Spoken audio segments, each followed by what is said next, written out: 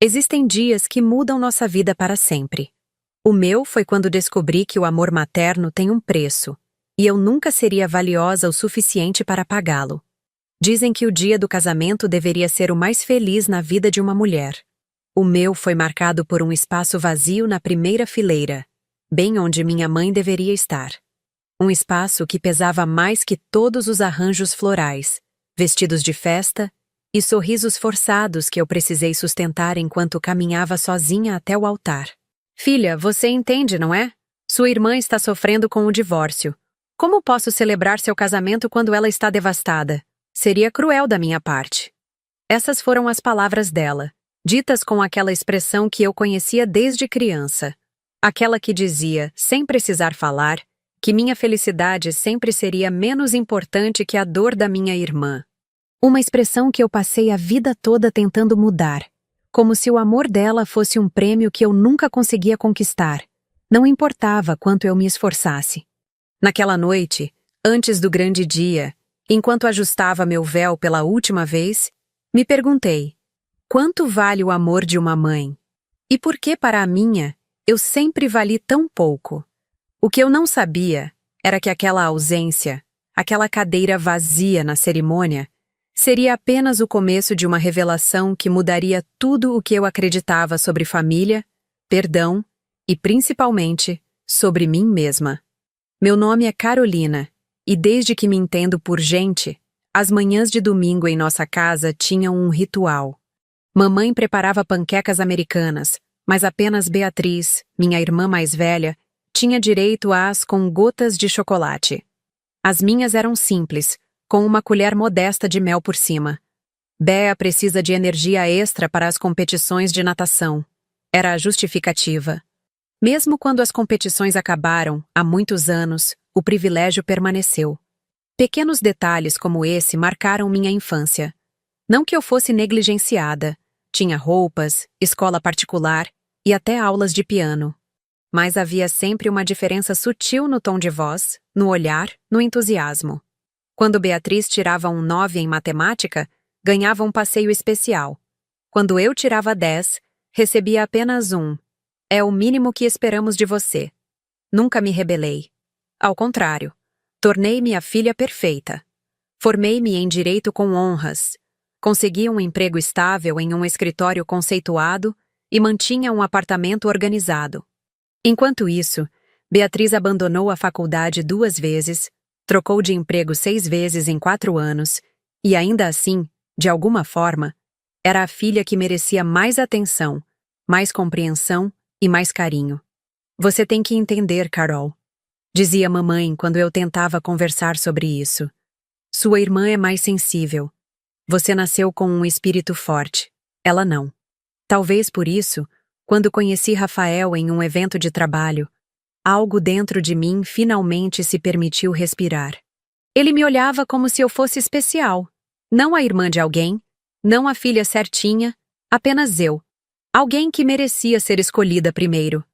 Você tem um jeito especial de organizar suas ideias, ele disse no nosso primeiro almoço juntos. Nunca vi ninguém defender um ponto de vista com tanta clareza e ainda assim ser tão acolhedora. Engasguei com o vinho. Acolhedora? Eu? Todos sempre me descreviam como prática, eficiente, algumas vezes até fria, mas nunca acolhedora.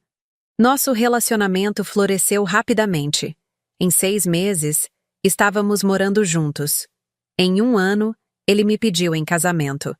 Lembro-me de ter ficado parada, olhando para o anel, incapaz de acreditar que alguém pudesse me querer tanto assim. O que foi? Rafael perguntou, preocupado com minha hesitação. Eu só... não estou acostumada a ser a primeira escolha de alguém. Ele franziu a testa, confuso. Carol, você nunca foi minha primeira escolha. Você é minha única escolha. Chorei naquele momento. Chorei porque, pela primeira vez, senti que merecia ser amada sem condições, sem comparações.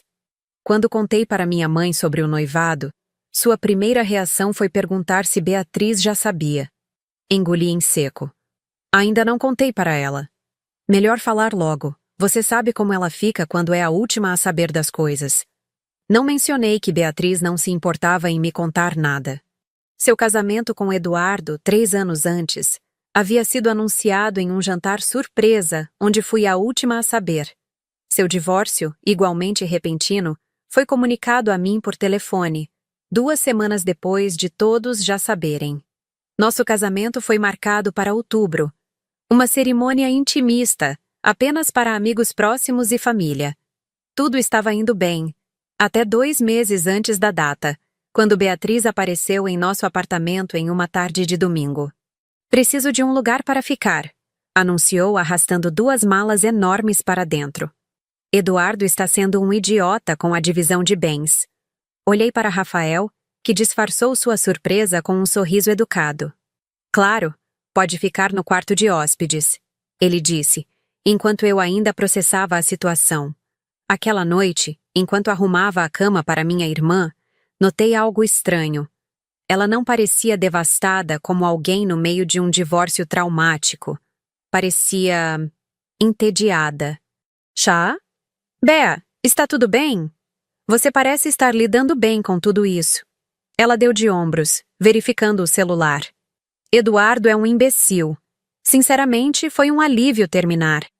Mas não conte para a mamãe que eu disse isso, ok? Ela está tão preocupada comigo que até cancelou a viagem com as amigas dela para ficar me apoiando. Aquilo me incomodou, mas não disse nada. Era sempre assim. Beatriz conseguia manipular situações para receber a atenção que queria, quando queria. À medida que a data do casamento se aproximava, notei que minha irmã se tornava cada vez mais introspectiva. Nas ligações com mamãe, ela chorava e dizia o quão difícil era ver os preparativos do meu casamento enquanto o dela tinha fracassado. Uma semana antes da cerimônia, quando Beatriz já não estava mais ficando em meu apartamento, recebi a ligação que mudaria tudo. Carol, querida, precisamos conversar. A voz de mamãe estava tensa do outro lado da linha. Sentei-me na cama, já pressentindo o que viria. Sobre o que, mãe? Houve um silêncio longo antes que ela continuasse. Sobre o casamento, eu não sei se conseguirei ir. Apesar de já esperar por isso, o impacto foi como um soco no estômago. Por quê? Foi tudo o que consegui dizer, minha voz um sussurro. Beatriz está passando por um momento muito difícil. Ela chora todas as noites. Diz que vai ser doloroso demais ver você feliz quando ela perdeu tudo. Como posso deixá-la sozinha nesse estado? Como posso ir celebrar enquanto ela está sofrendo? Fiquei em silêncio, lembrando-me das palavras da minha irmã. Foi um alívio terminar. A dor se transformou em raiva. Mãe, é o meu casamento. Você é a mãe da noiva. Como pode não estar lá? Eu sei, querida, mas tente entender. Beatriz precisa de mim agora. Fechei os olhos, tentando controlar as lágrimas que ameaçavam cair. E eu? Eu não preciso de você? O silêncio que se seguiu respondeu mais do que qualquer palavra poderia. Será que o amor de uma mãe é finito? Será que, ao distribuí-lo entre os filhos, alguns inevitavelmente recebem menos? Ou será que algumas mães simplesmente escolhem a quem amar mais? Naquela noite, deitada na cama ao lado de Rafael, que dormia tranquilamente, tomei uma decisão. Este seria meu último teste. Se minha mãe não aparecesse no meu casamento, eu finalmente aceitaria o que sempre soube, mas nunca tive coragem de admitir, que para ela, eu sempre seria a segunda opção. O dia do meu casamento amanheceu com um céu de outubro perfeitamente azul, como se o universo estivesse compensando a tempestade que se formava dentro de mim. Enquanto as maquiadoras e cabeleireiras entravam e saíam do quarto do hotel, eu verificava o celular a cada 5 minutos. Nenhuma mensagem dela. Minhas mãos tremiam enquanto eu respondia às mensagens de amigos, colocava o vestido e fingia que tudo estava bem. Meu pai, que morava em outro estado desde o divórcio, havia chegado na noite anterior e bateu na porta do quarto. "Está tudo bem, princesa?" Ele perguntou, olhando-me com aqueles olhos gentis que sempre me fizeram sentir amada. "Ela não vem, pai," murmurei, sentindo o nó na garganta. "Mamãe não vai vir." Ele suspirou, segurando minhas mãos. "Eu sei, Carol." Ela me ligou ontem à noite. Algo na forma como ele disse aquelas palavras me fez perceber que havia mais nessa história. O que ela disse exatamente? Meu pai desviou o olhar, desconfortável. Ela disse que não poderia vir porque Beatriz estava muito fragilizada e... Ele hesitou. E o que, pai? E que elas iriam passar o final de semana em um resort para distrair Beatriz? Fiquei paralisada. Uma coisa era minha mãe não vir ao meu casamento para ficar consolando Beatriz em casa. Outra completamente diferente era transformar meu dia especial em uma oportunidade de férias para as duas. Um resort? Repeti, incapaz de acreditar. Elas vão para um resort enquanto eu me caso? A expressão do meu pai confirmou o que eu já tinha ouvido. Sinto muito, filha. Sua mãe sempre foi assim. Ela simplesmente não consegue dizer não para Beatriz. Algo dentro de mim se quebrou naquele momento.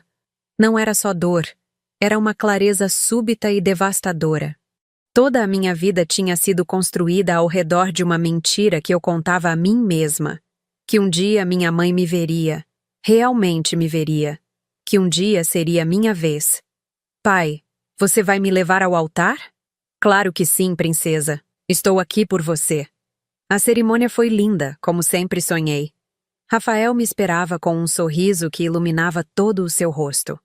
Meu pai me conduziu até o altar com orgulho, e por um momento, apenas um momento, consegui esquecer aquela cadeira vazia na primeira fileira. Durante a festa, enquanto dançava com Rafael, fechei os olhos e tentei me concentrar na felicidade daquele momento. Nas pessoas que estavam ali porque realmente se importavam comigo. Foi então que senti um toque no meu ombro. Era Mariana, minha melhor amiga desde a faculdade. Carol, preciso te mostrar uma coisa. Seu rosto estava pálido, o celular na mão. Talvez seja melhor você ver depois, mas... O que é? Perguntei, já sentindo aquela sensação familiar de apreensão. Mariana virou o celular para mim. Era uma publicação no Instagram da minha irmã. Uma foto dela e da minha mãe, em roupas de banho, brindando com coquetéis à beira da piscina de um resort luxuoso. A legenda dizia: às vezes você precisa de um tempo para si mesma. Obrigada, mãe, por sempre cuidar do meu coração. A foto tinha sido postada há apenas 30 minutos. O mundo parou. O som da música, as vozes dos convidados, tudo se transformou em um zumbido distante. Olhei para aquela imagem por muito tempo, observando o sorriso de minha mãe, a expressão relaxada de Beatriz. Não havia tristeza ali. Não havia luto por um casamento fracassado. Apenas duas mulheres curtindo um dia de sol, enquanto eu vivia o dia mais importante da minha vida. Ah, Carol? A voz de Mariana me trouxe de volta. Você está bem? Respirei fundo, sentindo uma estranha calma me invadir. Estou ótima, respondi devolvendo o celular a ela. Na verdade, nunca estive melhor. Como assim? Porque agora sei a verdade.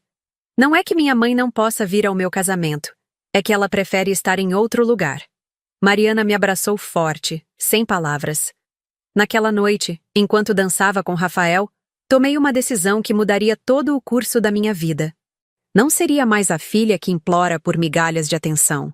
Não seria mais a irmã que compreende e perdoa. Não seria mais a pessoa que coloca os sentimentos dos outros sempre à frente dos seus. Quando Rafael me perguntou por que eu estava tão quieta, respondi: estou aprendendo a me libertar. Do quê? De expectativas que nunca serão atendidas.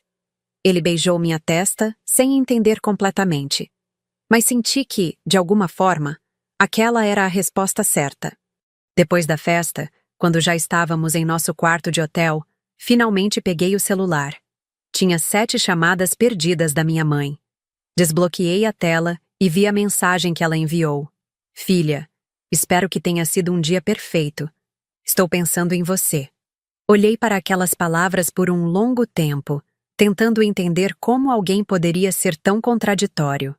Como uma pessoa poderia dizer que estava pensando em mim enquanto posava para fotos à beira de uma piscina no dia do meu casamento? 3 meses se passaram desde o casamento. Eu não havia respondido à mensagem da minha mãe naquela noite e, nos dias seguintes, Ignorei todas as suas ligações. Rafael e eu voltamos da lua de mel nas Maldivas, e a vida seguiu seu curso. Exceto por uma mudança fundamental. Eu havia cortado minha mãe e minha irmã da minha vida. Era uma manhã de domingo quando a campainha tocou. Rafael tinha saído para correr, e eu estava sozinha, ainda de pijama, tomando café. Abri a porta sem verificar pelo olho mágico, um erro que logo lamentaria. Minha mãe estava parada ali, segurando uma pequena caixa de presente, com olhos vermelhos de quem havia chorado. Carol, ela disse, sua voz quase um sussurro. Podemos conversar? Senti meu coração acelerar, uma mistura de raiva e tristeza me invadindo. Por um instante considerei fechar a porta, mas algo me impediu. Sobre o quê? Perguntei, mantendo a porta apenas entreaberta, uma barreira física entre nós. Sobre tudo. Sobre o casamento. Sobre... Ela hesitou. Sobre como tenho sido uma mãe terrível para você. Respirei fundo. Durante toda a minha vida, eu havia esperado por esse momento. O momento em que minha mãe finalmente reconheceria o quanto me havia magoado, o quanto havia sido injusta. Mas agora que chegara, eu não sentia o alívio ou a validação que esperava. Sentia apenas um vazio enorme. Entre, disse finalmente, abrindo mais a porta. Ela se sentou no sofá, colocando a caixa de presente na mesa de centro.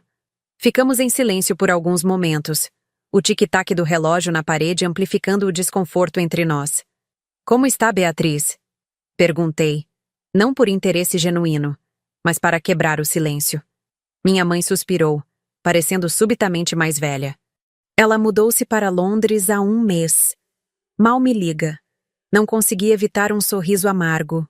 Como é sentir-se abandonada por quem você sempre colocou em primeiro lugar? As palavras saíram mais duras do que eu pretendia, mas não me arrependi. Ela me encarou, seus olhos se enchendo de lágrimas. Mereço isso. Mereço sua raiva, seu ressentimento, tudo.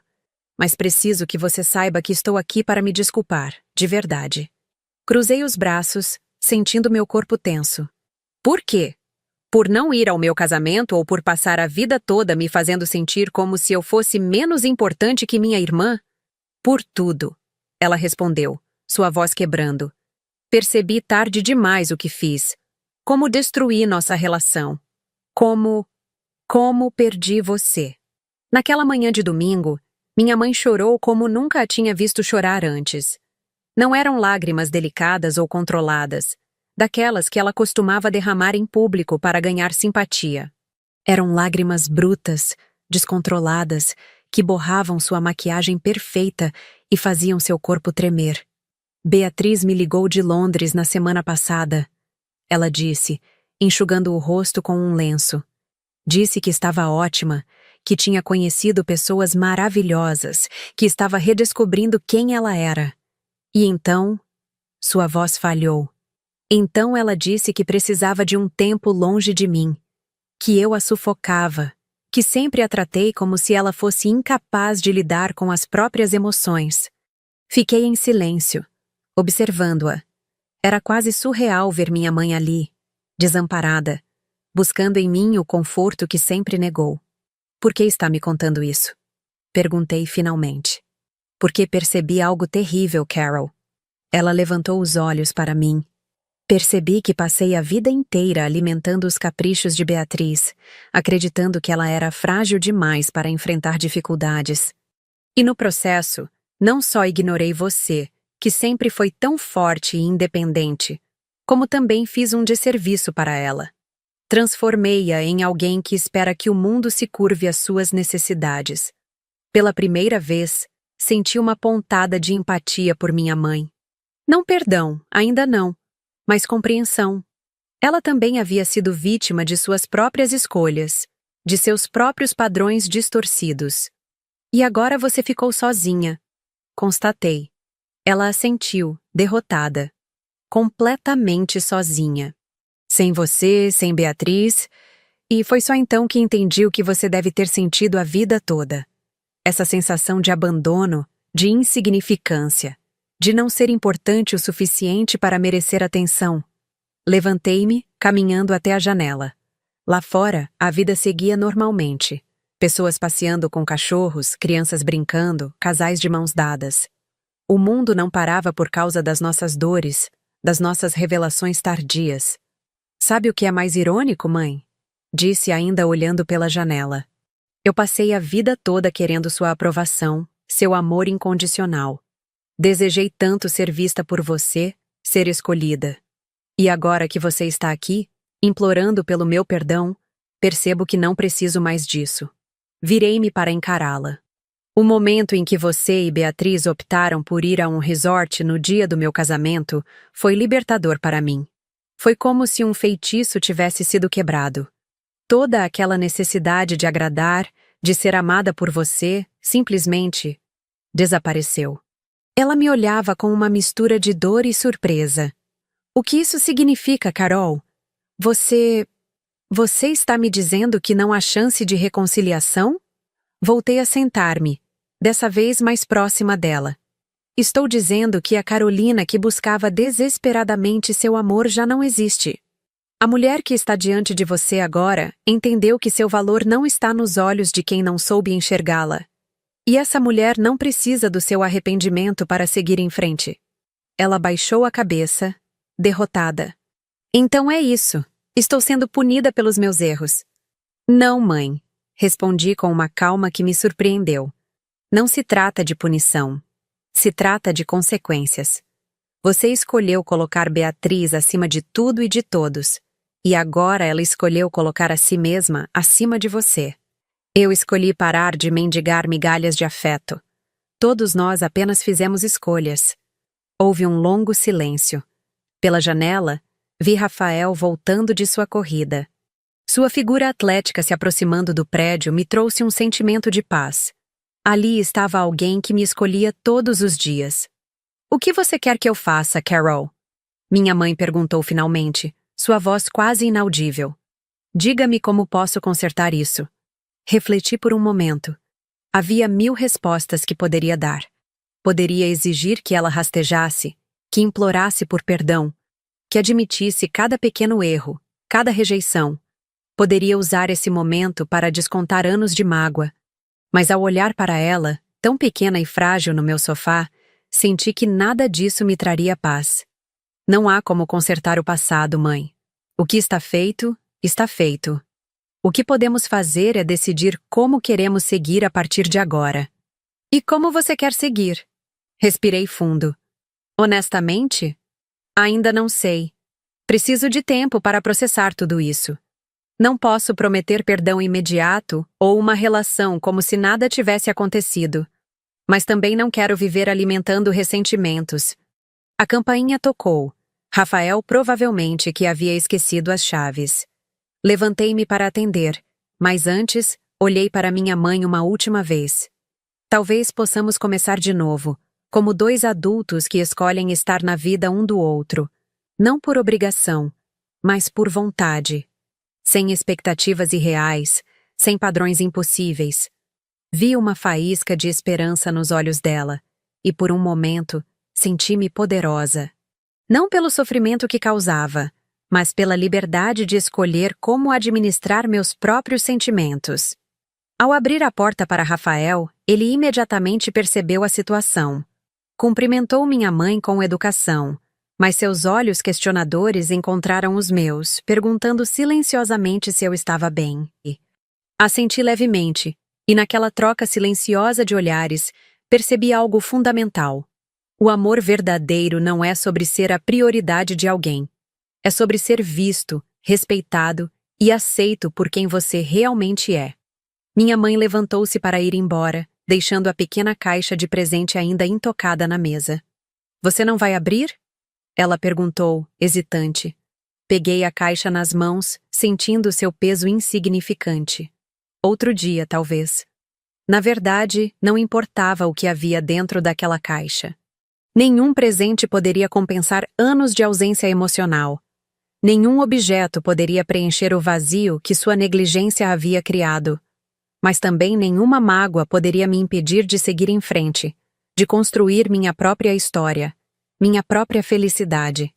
Quando a porta se fechou atrás dela, Rafael me abraçou em silêncio. Não havia necessidade de palavras. Ele entendia que algumas batalhas são travadas em silêncio, dentro de nós mesmos, e que a verdadeira vitória não está em derrotar o outro, mas em encontrar a própria paz. Naquela noite, enquanto organizava algumas fotografias do nosso casamento em um álbum, percebi que não sentia mais aquela pontada de dor ao ver a cadeira vazia onde minha mãe deveria estar. Ao invés disso, vi todas as cadeiras que estavam ocupadas. Todas as pessoas que escolheram estar presentes, que escolheram me amar. O álbum estava quase pronto quando meu celular vibrou com uma mensagem.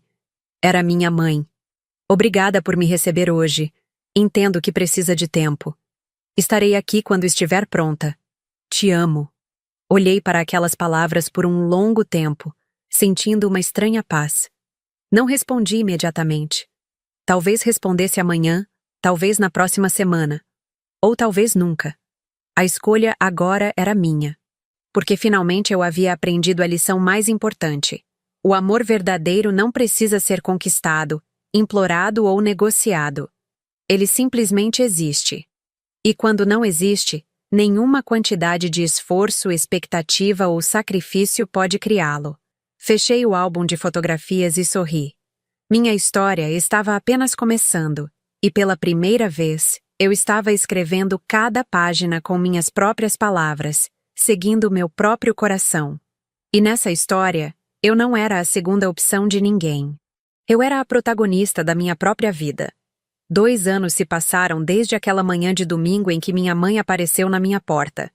2 anos de transformações, de cura, de novas descobertas sobre mim mesma e sobre os outros.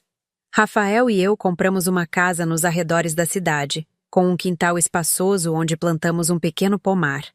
Nas manhãs de domingo, fazemos panquecas juntos, todas com gotas de chocolate, porque aprendemos que pequenos prazeres não precisam ser racionados ou merecidos. Quanto à minha mãe, nossa relação seguiu um caminho que eu jamais imaginaria. Não voltamos a ser próximas como ela talvez desejasse, mas estabelecemos uma nova forma de convivência. Encontramo-nos uma vez por mês para um café, sempre em terreno neutro. Conversamos sobre assuntos leves, às vezes mais profundos. Não há cobranças nem expectativas irrealizáveis. Foi durante um desses cafés, 6 meses após nossa conversa inicial, que ela me entregou uma carta. Prefiro que você leia quando estiver sozinha, disse ela. Naquela noite, sentada em minha varanda, abri o envelope. Era uma confissão. Uma admissão dolorosa de como ela havia tratado Beatriz e eu de maneiras tão distintas, e o quanto isso havia prejudicado a nós 3. Sempre vi em Beatriz a versão frágil de mim mesma, escreveu ela. E em você, Carolina, vi a força que eu nunca tive. Admirava-a tanto que acabei punindo-a por não precisar de mim como sua irmã precisava. Aquelas palavras não desfizeram o passado, mas me ajudaram a entendê-lo. Não se tratava de eu ser menos amada, mas de ser amada de forma distorcida, através das próprias inseguranças da minha mãe. Beatriz permaneceu em Londres, construindo uma nova vida.